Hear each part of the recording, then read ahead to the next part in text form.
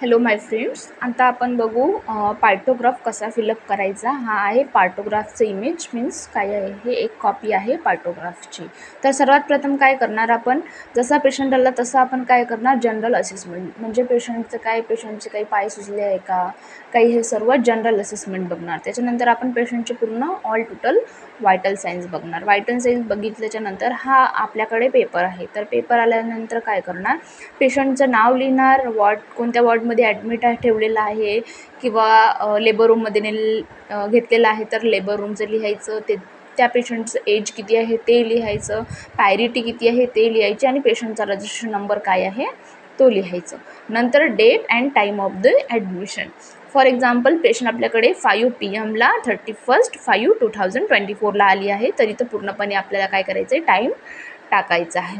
नंतर आपल्याला काय बघायचं आहे, फिटल कंडिशन. बाळाची काय फिटल कंडिशन आहे ते चेक करायची आहे. फिटल हार्ट रेटमध्ये काय आहे, फॉर एक्झाम्पल पेशंट आला तेव्हा ते पेशंटचे फिटल हार्ट रेट किती आहे, 130. तर आपण इथं पॉईंट करून राऊंड करणार. नंतर आपण 1 हॉर्नी किंवा 2 हॉर्नी चेक केलं आहे. 2 हॉर्नी चेक केलं असेल तर इथं डॉट करायचं, 1 हॉर्नी चेक केलं असेल तर इथं डॉट करायचं. ओके. नंतर इथं पॉईंट करायचं आणि त्याला सर्कल करायचं. नंतर 1 हॉर्नी सपोज त्याचं 130 आलं, नंतर 120 आलं किंवा 150 आलं आहे, जेवढं आलं असेल तेवढं आपण काय करणार, मार्क करणार आणि त्याला सर्कल करणार. सर्कल केल्याच्यानंतर काय करणार, आपण ते पॉईंट जे डॉट आहे ते जोडून घेणार एका लाईनमध्ये. त्याच्यानंतर आपण बघणार ॲम्निओटिक फ्लूइड. ॲम्निओटिक फ्लूइड कसं आहे, जास्त आहे, वाढलेलं आहे, कमी आहे, हे पूर्ण आपण त्याच्यामध्ये मेन्शन करणार. ओके. प्रेझंट आहे की नाही, किती प्रमाणात आहे, हे सर्व आपण इथं मेन्शन करणार. देन लेबरचं सर्विक्सचं काय करणार, अलर्ट म्हणजे काय आहे, हे अलर्ट लाईन म्हणजे काय आहे, ड्युरिंग लेबर. सपोज आपली जे सर्वायकल डायलेटेशन आहे ते 10पेक्षा किंवा ॲक्शन लाईनवर जात असेल तर आपल्याला काय करायचं आहे, रेफर करायचं आहे. अलर्ट लाईनपेक्षा खाली जात असेल आपलं जे सर्विक्स जे डायलेटेशन आहे ते ॲक्शन लाईनवर जात असेल तर आपल्याला काय करायचं आहे, रेफर करायचं आहे. तर आता आपण हे समजून घेऊ. फॉर एक्झाम्पल, आपली पेशंट आली आहे 5 वाजता. 5 वाजता आली तेव्हा ती सपोज 4 सेंटीमीटर डायलेट असेल तर आपण काय करणार, 4वर पॉईंट करणार. ओके, 4वर पॉईंट करणार. नंतर आपण PV करणार. 1 हॉर्नी किंवा 2 हॉर्नी केली तर आपण इथं काय करणार, 2 हॉर्नी केलं किती, 5 नंतर 6, 7 वाजता 7 लिहायचे. नंतर मग इथं किती सेंटीमीटर झाली असेल, 6 झाली किंवा 5 झाली, जेवढे सेंटीमीटर झाली असेल तर तेवढं सेंटीमीटर असं पॉईंट करायचा. ओके, असं व्यवस्थित पॉईंट करून घ्यायचा. नंतर परत 1 तासाने बघितलं तर किती, 6 झाली. नंतर 1 तासाने बघितलं किंवा 2 तासाने बघितलं तर 7 झाली. नंतर 8 झाली, नंतर 9 झाली समजा, आणि नंतर काय झालं, 10 झाली. तर हे लाईन काय करायचं आहे, आपल्याला परत इथं क्रॉस करून टाकायचे. ओके. आणि सपोज आपले जे सर्वायकल डायलेटेशन आहे ते 10पेक्षा जास्त किंवा ॲक्शन लाईनवर जात असेल तर आपल्याला फास्टमध्ये रेफर करायचं आहे पेशंटला. कॉन्ट्रॅक्शनमध्ये काय आहे, -20 पर मिनिटला असेल, -20 सेकंड अगर तिथला कॉन्ट्रॅक्शन राहत असेल तर आपण डॉट डॉट डॉट देऊ.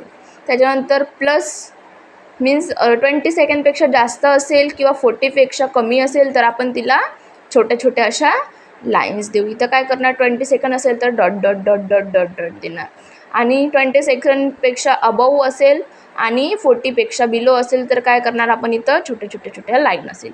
आणि फॉर एक्झाम्पल तिचं कॉन्ट्रॅक्शन हे फुल्ली असेल, फुल्ली म्हणजे अबाव 40 असेल तर तिचं काय करणार, एक असा पूर्ण डॉट फिलअप करणार. पूर्ण काय करणार, हे फिलअप करायचं. ओके, हे काय करणार, पूर्ण कलरफुल करणार. Then drugs and IV fluids. IV fluids intervention म्हणजे काय आहे, आपण तिला काय केअर दिली ते.